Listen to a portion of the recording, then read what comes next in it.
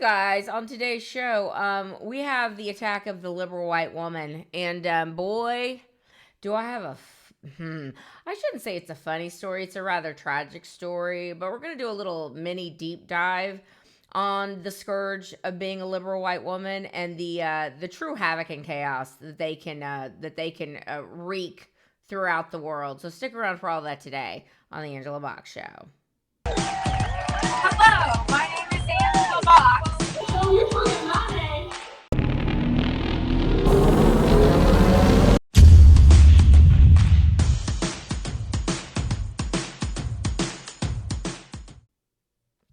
Okay, before I get into this mini deep dive of this one story, that I will tell you, it's a couple of years old. You'll clue in on it. You'll be like, oh yeah, I remember that. But before we get into all that, let's talk about what's going on in Minneapolis right now. Of course, every single leftist on planet Earth has descended upon Minneapolis thinking they're going to get a scalp or two. And we come to find out that the ICE officer that was almost run down by the insane liberal white woman, Renee Good, turns out he has internal bleedings. What do we have? It's very clear.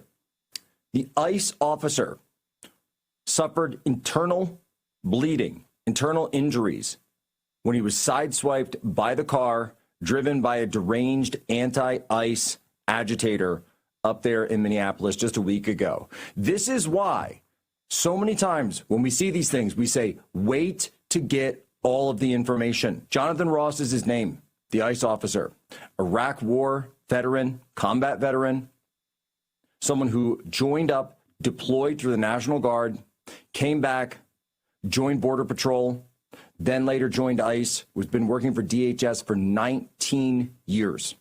And that is why when you look at his GoFundMe and his Give, Send, Go, he's raised, I believe I checked it last night, it was just under $900,000. He's on his way, well on his way now, to breaking $1 million.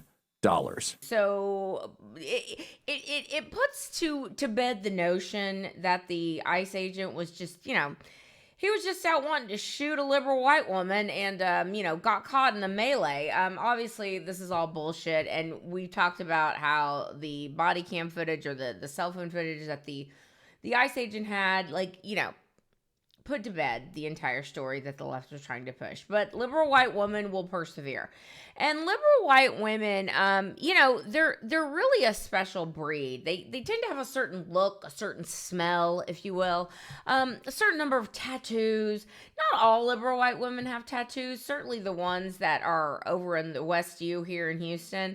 They are definitely an upper class liberal white woman. They are the Montecito type, the Silicon Valley liberal white woman who are just like, they're better than you. They're a lot better than you, actually. And they have a lot of money. And so ergo, they're better than you. But also we have to virtue signal all the time. They are the bitches that during the time that I would used to go yell at the Houston school board meetings. These are the bitches from West U and other environs, very Tony environs. They would, wear their masks and they would, they would stand 6 feet apart and they would all, like, to a person, have that "in this house" stupid sign in their yards. In this house, love is love. Love is love. Black Lives Matter. And women's rights are human rights, and all the stupid shit that's on that sign that we've all seen a million times and have tried to strike from our memories. But alas, it remains. They are all of a certain ilk. And then, of course, you have the liberal white woman who is not necessarily a rich liberal white woman, who the rich liberal white women who, shop at Erewhon in LA and wear a lot of Patagonia and, buy full price at Anthropology and, go and ladies who lunch it over where you can't afford. Those women look down their noses at the other liberal white women who are covered in tattoos and smell like patchouli. But again, they're wearing masks. They're wearing their masks because they care. And they want to save lives because #masks save lives. And they obviously got their 10 boosters. And they obviously are the moms that are on TikTok chugging a bunch of Tylenol, pregnant, after Trump came out and said, you better not take that Tylenol if you're pregnant, dummies. But they did it anyway. And, better than you. Now, we all know the type. Okay, now the story I'm getting ready to tell you today, before I get into that story, I want to just kind of give you, it's not a palate cleanser. It's more of like gird your loins, because this lady I'm getting ready to show you, I think she's a she. I'm not sure what pronouns she uses, but she definitely has pronouns in her bio, as all liberal white women do.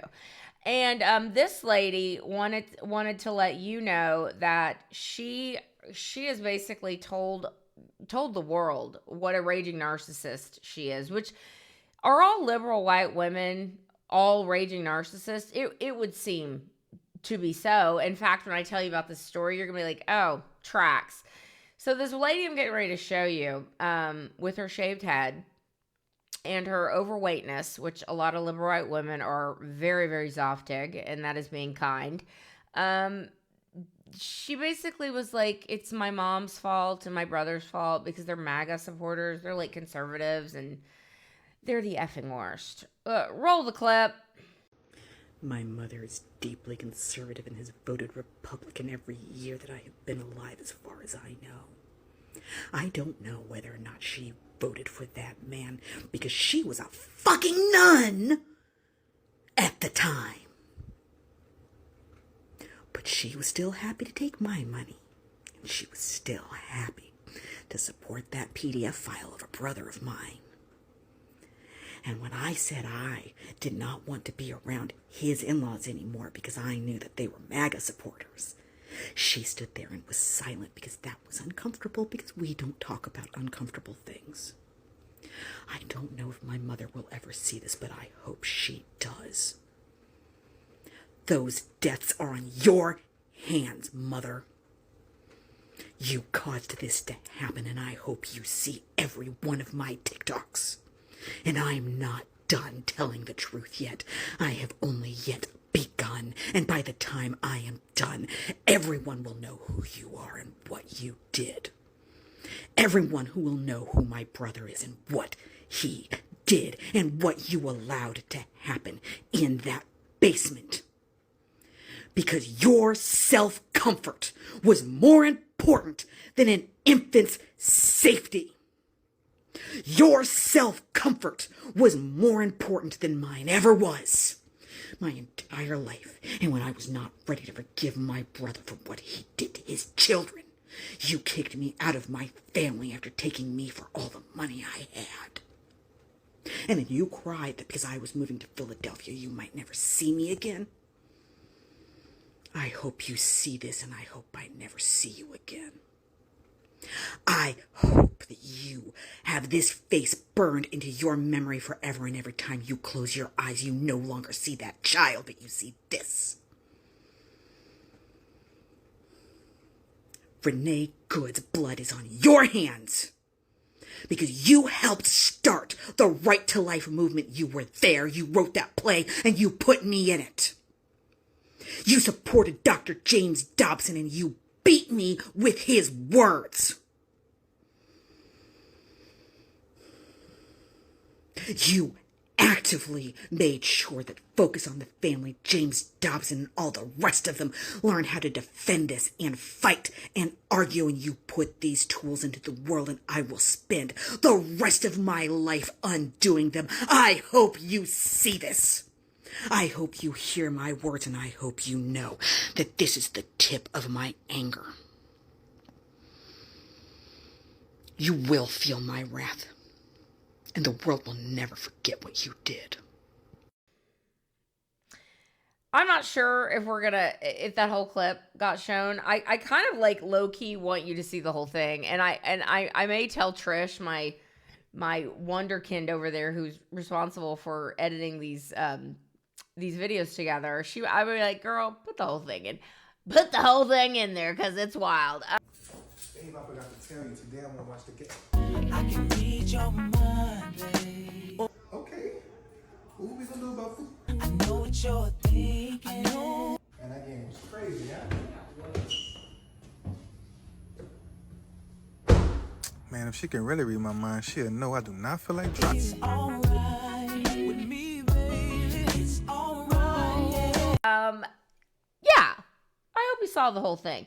But let's get to the meat of this story, okay? This story is wild to me because I like to tell y'all what I'm watching. And I just finished up, before I'm going to tell you this, you're like, damn, Angela, get to the damn point. Before I saw this show, and I'll be honest, I have not finished it, although I can tell you what happens because everyone kind of knows the story. But before I started this show, I watched the Andrea Yates 3-part documentary on HBO Max. And it was basically about how this crazy, and I mean crazy preacher named Michael Warrenecki, he and this asshole named Ben Zeller, who used to be a priest that I know and that my mother exposed in Oklahoma City back in the day, he and people like Ben Zeller give Christianity a bad name. Like it's a lot. And basically, if this Michael Warrenecki loser had not polluted the mind of Andrea Yates, like, she wouldn't have killed those kids. Like, 100% no. Like, he's a fire and brimstone type who stands out on the street corner telling everyone they're going to hell. Like, he's super fun to have at parties. Anyway, so after that, I was like, what else can I watch? Okay. And then I found this thing called Broken Hearts. And I see the thumbnail. I'm like, oh, I know what this story is, y'all. It's about that lesbian couple in 2018. This lesbian couple named Jennifer Hart and Sarah Hart. And of course, they have the same last name because, love is love. Anyway, this lesbian couple that were based in Washington State because Natch, they adopted 6 black kids, or most of them are black. I think one was Hispanic. But 6 black kids, 1 Hispanic, or 5 black kids, 1 Hispanic kid. 3 of the kids were siblings. And basically, they virtue signaled all over the place until they didn't. Because in 2018, after CPS was called yet again on this family for basically withholding food, aka starving their kids and beating the hell out of them, they decided, you know what, it's getting a little hot over here, so let me load all the kids in the van and drug them with Benadryl, and we're just going to drive off. We're going to drive off Thelma and Louise style into the sunset and crash our car and kill everybody, which is what they did. Now, the thing that I was kind of amazed by, there's a few things. I mean, I shouldn't say, I will not say amazed. It is a situation where it's like, of course, okay? It's so many, of course, that you will hear or that you will experience throughout this video. First of all, or this show. First of all, the thing that was eminently clear from minute frame 1 is that we're not going to really tell the truth about this couple, okay? We're not going to tell the truth what raging narcissists they were, all right? And how they were basically using these children as props. And, not just children, you guys, children of color, of course, because they're better than you. And had they been alive during COVID, they would have been the first to line up and put their, I got my COVID vaccine. So I'm fully vaccinated, but I'm still wear a mask all the time. Get TikToks in there. Because, I don't know why. I just have to wear a mask now. Forever. So, yeah. Fully vaccinated. What? Little circle on their Facebook account. They would have been the first. They would have been like, you really should wear a mask. I mean, I guess you want to kill grandma and all my black kids. But anyway, let me set this up. So this lesbian couple adopted these 3 black kids. These 3 black kids that actually were based out of Houston. And what happened is that their biological mother lost custody of them for drug reasons. And evidently they were put with a foster family or a foster mother in Houston who, by all accounts, was lovely and took great care of them. And it turned out that their paternal family, so the family on the father's side, wanted to adopt these kids. Well, the lady that was watching them allowed the mother to see them. And CPS got wind of that, and they were like, oh, no. So the kids got basically yanked from that situation and put into an adoption process where these two lesbians from Washington State came in and snatched him up, did that white savior stuff, and snatched him right up. I'm gonna let y'all see this clip because there's so many funny. I mean, it's not funny. It's a terrible story. What that happened to those kids? Like, I don't care what happened to those liberal white women. Like, you want to off yourselves, knock yourselves out. But the fact that you took your kids with you, like, you're piece of shit. What's interesting about this clip I'm going to show you is that there was like this fine line that the filmmakers were trying to, or the people that were creating this were trying to walk. They were like, on the one hand, they were white women that came in and adopted a bunch of black kids to virtue signal. But on the other hand, they were lesbians. So I don't know. I don't know which way I'm supposed to feel here. It's like the button, the guy in the button. He's like, well, they are white people that adopted a bunch of black kids, but on the other hand, they're lesbians. Roll that clip.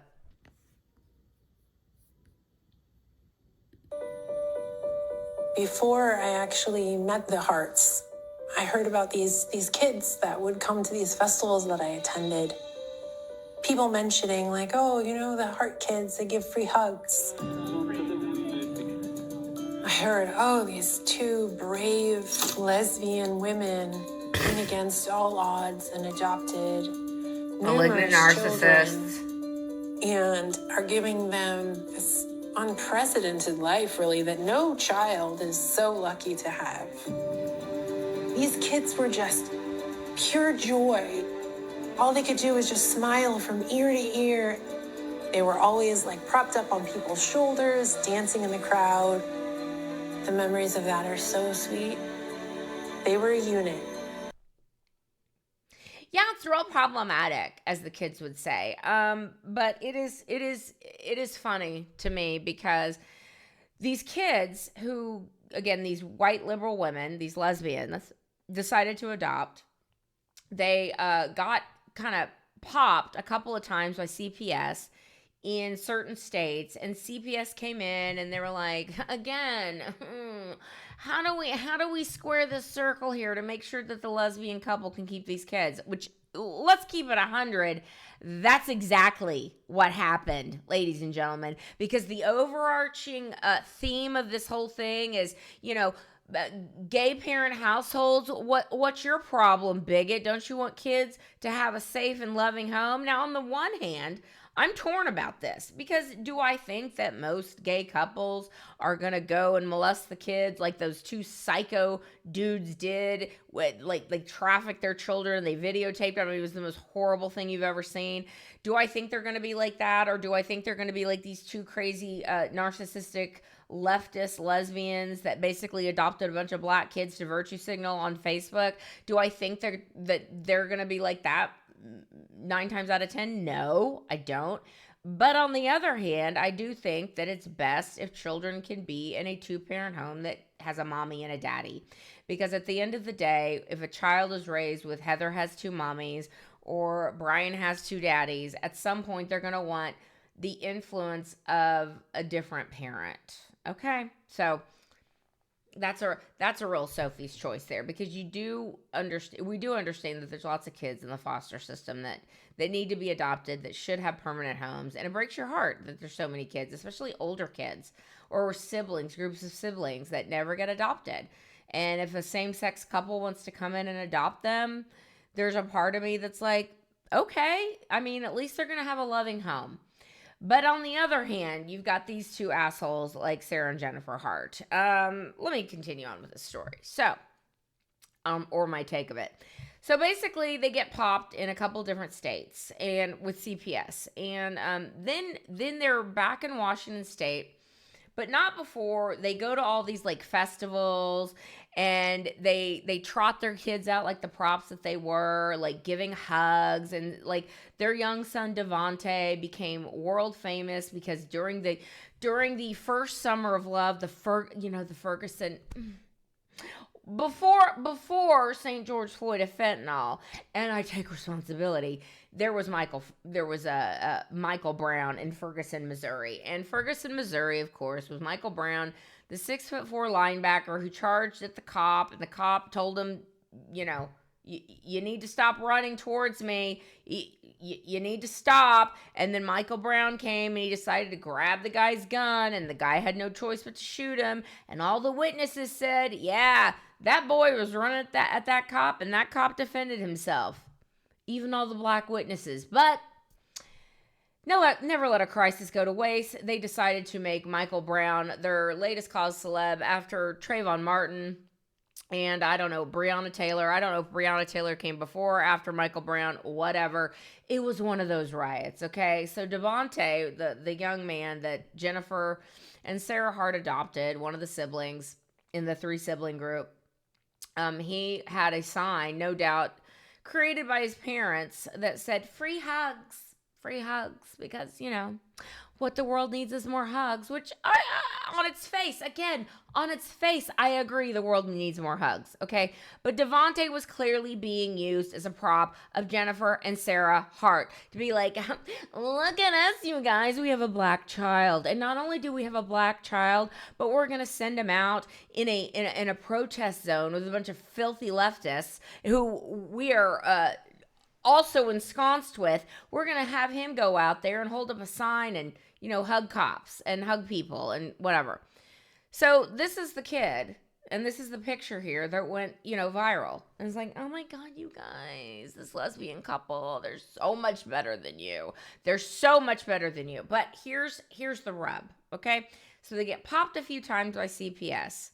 They're trotting their kids out on Facebook as props. They're doing all these little photo shoots with them. They're going to Bernie Sanders rally, and I'm going to drop that clip right here because it's like, oh, of course, roll that clip. Wednesday, March 28th, 2018, our newsroom received word from California that there was an Oregon SUV that had gone over a steep embankment on the coast. What caused a family to drive over a cliff to their death? That's the question multiple agencies from California to Washington are investigating. Anytime a whole family is killed in a crash, it's a huge news story. But then the photographer that I worked with back in 2016 ran into the newsroom and said, Jackie, we interviewed them at the Bernie Sanders rally. Feel the burn. In the crowd, the boy who started the free hug revolution. Kid. Such an adorable boy. They all were. Hart and his family are all smiles with what they call heartburn. He's planting the seeds of a revolution. It's not a fake thing. It's not just a young people thing. And we knew that this was going to be a story that we'd be following. And as you can see, I'm literally taping from my computer here with my phone because I don't want to get copyright struck, and I hope I don't get copyright struck because of this, and hopefully, you know, whatever. But like this information is very difficult to find, as you would not be surprised to find out, because I was on X today trying to find info about this couple.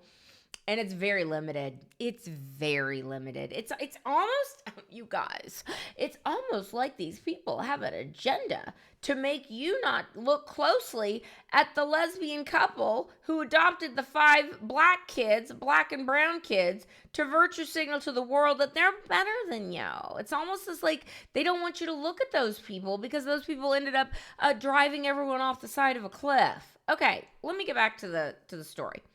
So they go to the Bernie Sanders rally. They're trotting them out on Facebook. They're doing all these pictures. They're going to Burning Man or something. They're going to like Druid festivals. Like they're literally they're every single stereotypical leftist checkmark you could find. And of course, the filmmakers don't want you to feel uncomfortable about that.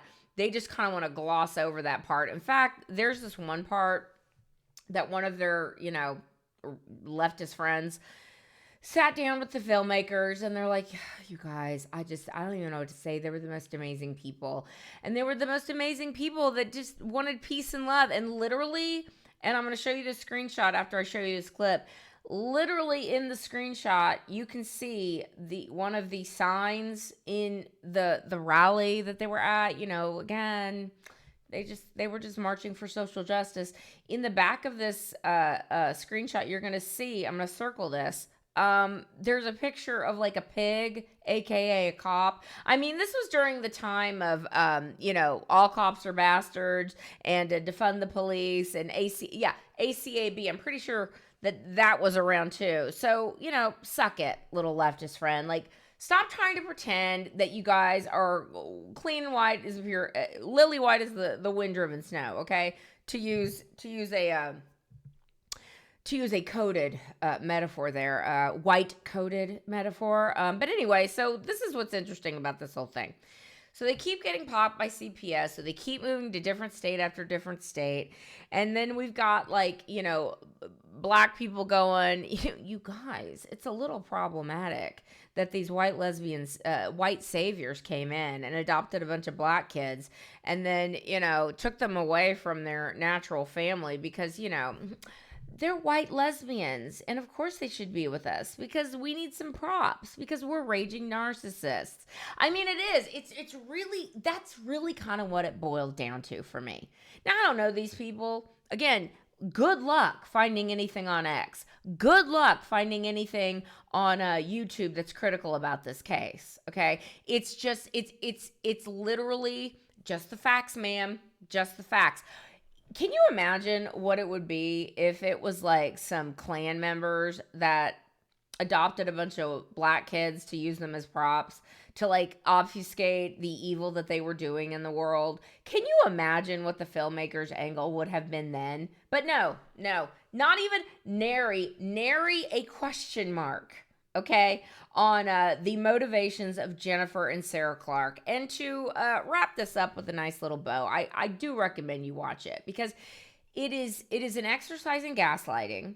It's an exercise in not talking about maybe what the real issue is that liberal white women, by and large, have a raging case of narcissism, okay? And in this case, a raging case of child abuse and psychopathy and sociopathy, where they're like, we're getting ready to get exposed for essentially starving our kids to death because one of the little girls jumped out of the 2-story window, ran over to their looks like conservative neighbors, and we're basically saying, yeah, our mommies are starving us. Can you please give us some food? And finally, these neighbors, who no doubt have been dealing with these heifers for these many years, and they're social justice warrioring, and they're like, listen, we have to call the cops now. Like, we can't turn away on this anymore. You've tried to explain this nonsense. We're done hearing this. And so, Jennifer and Sarah knew the jig was up. They knew the jig was up. And so they thought, well, I guess instead of facing consequences of abusing our children and starving them and using them as props for our social justice warrioring, we're just going to go down the PCH and drive off a cliff. Like, that'll show them. I mean, it's kind of a case study in liberal white womening, is it not? Liberal white women who, as I said before, are the scourge of our society, are the reason that you see the anti-ICE crap just ratcheting up to an 11, because liberal white women are the most strident and crazy in our society today. And there is not a cause that they will not jump on. There is not an illegal alien that they will not embrace. There is not a criminal they will not coddle, okay? There is not a leftist cause that they will not be front and center for. And for those people, in the case of the Hart family, who looked the other way and who were like, oh, on the one hand, they are white women adopting a bunch of black kids, which kind of low-key makes them better than the black family that wanted those kids, the family of origin of those kids. Like, let's keep it 100. Like, low-key, they were better. They could provide a better life for them. But on the other hand, they were beating them and starving them. But they were lesbians. So what do we do, ladies and gentlemen? And I'll tell you what. You liberal white women out there who think you're gonna adopt a passel of brown children and that's gonna give you even more cred, let's not, shall we? I tend to think that white saviorism is a thing. I mean, but at the same time, there are lots of kids that do need permanent homes, and I'm not saying that white people should not adopt black kids. I will say I don't think white liberals should should adopt black kids. I think white conservatives should adopt black kids because you're going to raise them in a, more than likely, a 2-parent Christian home, okay? And those kids will have a great life. But children raised by a bunch of liberal white women, watch out. All right. That is where I'm going to leave today's episode. Please go check out that show. It's called Broken Hearts, Harts. And you tell me what you think. Do you think that the filmmakers purposefully walked on eggshells when it comes to these two heifers? Or am I crazy? Let me know what you think in the comments down below. And subscribe, and comment, and do all the things. And until the next video, you guys, keep kicking ass and taking names. And thy will be done. Peace.